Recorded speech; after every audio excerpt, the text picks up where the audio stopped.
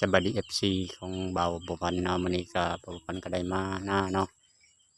ได้มาสวนข้าวงัวเนาะ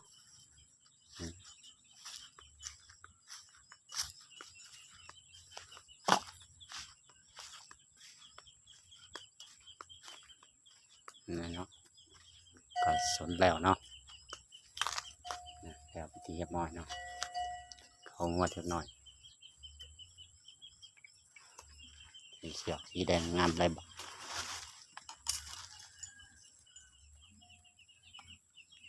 จมูกมันเนาะ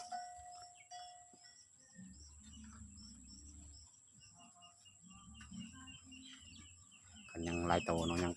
บ่ได้กินข้าวงัวกายึดทงหน้าเนาะ